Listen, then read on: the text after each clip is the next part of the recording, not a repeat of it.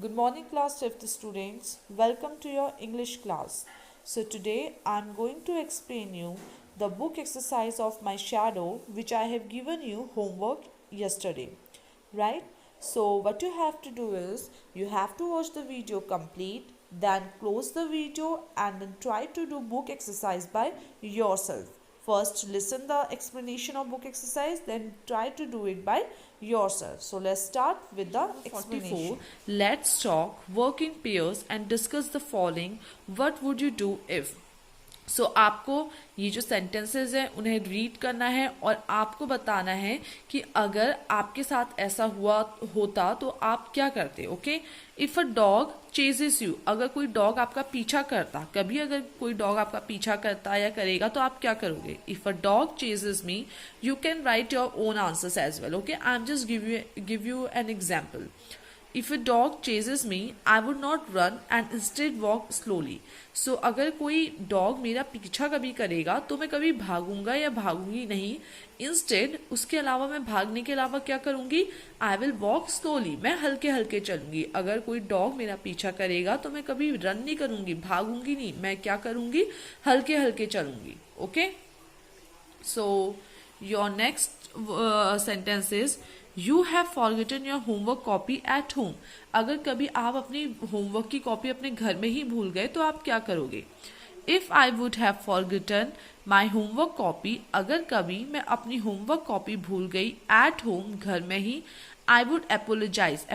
Apologise का मतलब होता है जब आप कोई मिस्टेक करते हो और उसके लिए जब आप सॉरी बोलते हो किसी से तो उसे क्या बोलते हैं, एपोलोजाइज करना. ठीक है, माफी मांगना.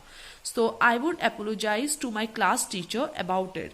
सो अगर मैं कभी अपनी नोटबुक घर में भूल गया या भूल गई तो मैं क्या करूंगी, मैं अपनी टीचर से एपोलोजाइज कर लूंगी. ठीक है, उनसे माफी मांग लूंगा या मांग लूंगी. Your third sentence is you are alone in a room and the lights go out. कभी अगर आप अपने रूम में अकेले हैं और लाइट्स चली गई तो आप इस सिचुएशन में क्या करेंगे. If I am alone in my room and lights go out, I would light a candle. कभी अगर मेरे साथ ऐसा हुआ, मैं अकेला हूँ या अकेली हूँ और लाइट चले गई तो मैं क्या जला लूंगा, एक candle.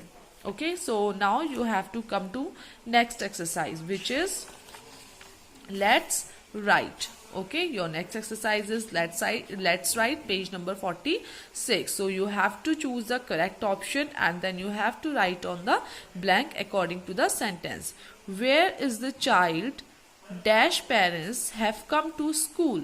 What will come in the blank? Whose parents, who parents, which parents. What will come in the blank?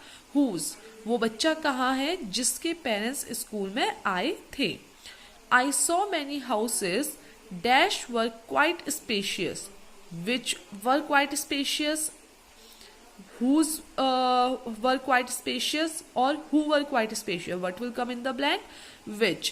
मैंने बहुत घर देखे हैं जो कि spacious मतलब जिसमें जगह होती है. Third, mathematics dash is my favorite subject. Is so interesting. So what will come in the blank? Who is my favorite subject, which is my favorite subject, or that is my favorite subject. What will come here, which. Fourth, the poem dash you read out is so lovely. What will come here, tell. That. I know the street dash he lives on. मुझे उस street का पता है जहाँ पे वो रहता है. Which he lives, whose he lives, or that he lives. Which he lives. I know the street which he lives on. I like reading books dash have pictures in it. That have picture, who have pictures, which have pictures. What will come, that. The old lady whom I met in your house, that I met in your house, which I met in your house. What will come, whom I met in your house. So now question number 2. Complete the description by answering the question. Now you have to complete the description. Means आपको इस dog के बारे में कुछ question यहाँ पे पूछे हुए हैं, आपको एक पैराग्राफ बना के यहाँ पे उसके बारे में लिखना है. Okay. What do you think is the name of the dog. Why is she called that. आपको क्या लगता है इस डॉग का नेम क्या होगा, इसको उस नाम से क्यों बुलाया जाता होगा. वॉट कलर इज शी, इस डॉग का क्या कलर है। Do you think she is friendly, आपको लगता है क्या इसका नेचर फ्रेंडली होगा। What does she like to eat, और इसे खाने में क्या पसंद है। So write a few lines on Mithu and his little dog name Shadow. So आपको एक पैराग्राफ लिखना है जिसमें एक बॉय है जिसका नेम क्या है, मिथु, और उसका एक छोटा सा डॉग है जिसका नेम क्या है, शैडो। तो आपको इन क्वेश्चंस की हेल्प से एक पैराग्राफ बनाना है। So your paragraph will start something like this. Mithu is a very shy boy, Mithu बहुत शाय बॉय है, शाय मतलब शर्मीला लड़का है।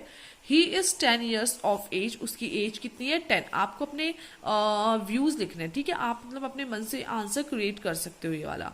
मिथु has a cute dog name shadow, मिथु का एक डॉग क्यूट डॉग है जिसका नेम क्या है, शैडो। शैडो हमने नाम क्यों लिया है, because it is already mention in the question that he has a dog whose name is Shadow, that's why we have taken the name Shadow. और नेक्स्ट क्वेश्चन आपका क्या था, why is she called that. Mithu अपने dog को Shadow क्यों बुलाता था। So its answer, Mithu likes to call her Shadow as she always follows Mithu wherever he goes. Mithu ने अपने डॉग का नाम शैडो इसलिए रखा था क्योंकि जो शैडो था वो हमेशा उसको फॉलो करता था, जहां भी मिथु जाता था वहां वहां उसकी शैडो उसे फॉलो करती थी।